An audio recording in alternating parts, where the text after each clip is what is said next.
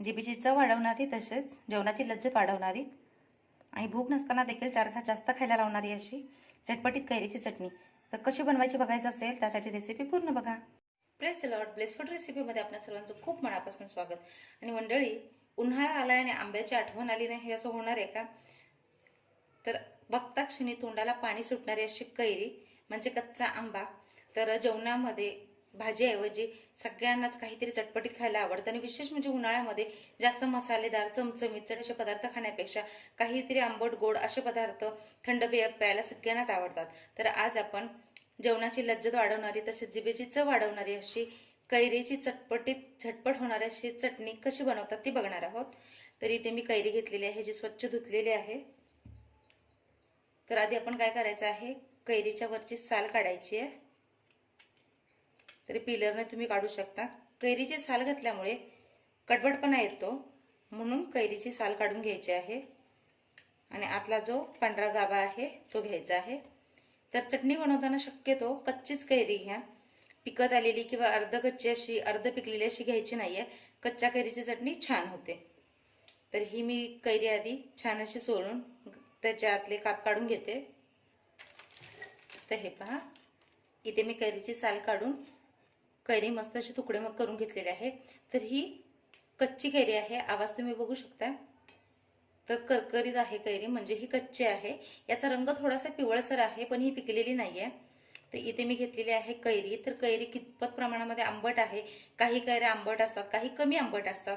तर इथे तुम्हाला कितपत आंबट हवंय, काही काही जणांना खूप आंबट खायला आवडतं, काही काही जणांना कमी आंबट खायला आवडतं। तर इथे मी किती प्रमाणात चटणी बनवणार आहे त्यावर घेतलेले आहे। तर एक 4-5 असे पीस घेतलेले आहेत। तर इथे ओलं खोवलेलं खोबरं घेतलेलं आहे म्हणजे किसलेलं ओलं खोबरं घेतलेलं आहे। थोडीशी कोथिंबीर, 4-5 पानं पुदिन्याची घेतलेली आहेत।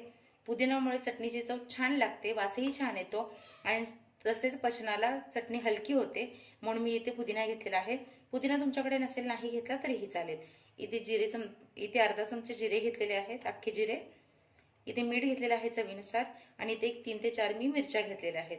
तर मिरच्या देखील सांगितल्याप्रमाणे तुम्हाला कितपत तिखट आवडतं त्यावर अवलंबून तुम्ही घेऊ शकता। तर आता हे सर्व छान आपण मिक्सरला बारीक वाटून घेणार आहोत।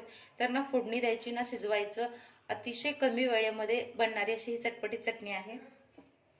इथे मी मिक्सरचं भांडे घेतलेलं आहे। तर यामध्ये हे सगळं घालायचंय। तर यामध्ये तुम्हाला आवडत असल्यास तुम्ही 4 पाकळ्या लसणाच्या घाला, याच्यामुळे देखील फ्लेवर छान येतो। जर तुम्ही खात असाल तर घाला, नाही घातलं तरीही चालेल।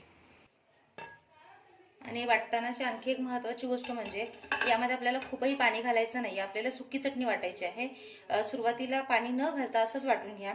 त्याचं वाटताना थोडं जड आल्यासारखं वाटलं तर अगदी थोडंसं 2 ते 3 चमचे पाणी घाला। तरी आधी मी वाटून घेते, मग तुम्हाला नंतर याची कन्सिस्टन्सी दाखवते। तर हे पहा, मस्त चटणी वाटलेली आहे आणि मी अगदी 2 ते 3 चमचे पाणी घातलेलं, त्यामध्ये छान अशी ही मऊसर चटणी वाटलेली आहे। तर ही अगदी फाईन पेस्ट करायची नाहीये, म्हणजे अगदी मऊसूत करायची नाहीये, ही थोडी अशी दरदरी जाडी भरडीच करायची आहे।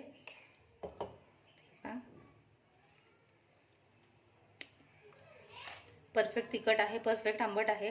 तर आंबट तिखट अशाच चवीची ही चटणी छान लागते।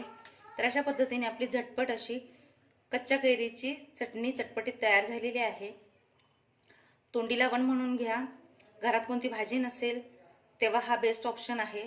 आणि असंच तुम्हाला जेवण जात नसेल तर जेवणाची चव वाढवण्यासाठी, जिभेची चव वाढवण्यासाठी तुम्ही ही चटणी खाऊ शकता। तर मला आशा आहे रेसिपी तुम्हाला आवडली असेल तर या उन्हाळ्यामध्ये होईल तितकी चटणी बनवून खाण्याचा प्रयत्न करा आणि व्हिडिओला लाईक करा, शेअर करा, सबस्क्राईब करा। महत्त्वाचं म्हणजे घंटी वाजवायला विसरू नका, कारण ज्यावेळेस मी माझे नवीन व्हिडिओ अपलोड करेन त्याचे नोटिफिकेशन तुमच्यापर्यंत येत राहतील। नवीन रेसिपीचा भेटूया पुढच्या व्हिडिओमध्ये। तोपर्यंत अशी कैरीची चटपटीत चटणी तयार करून बघा। स्वस्त रहा, मस्त खा, माझे व्हिडिओ बघत राहा। Bye bye.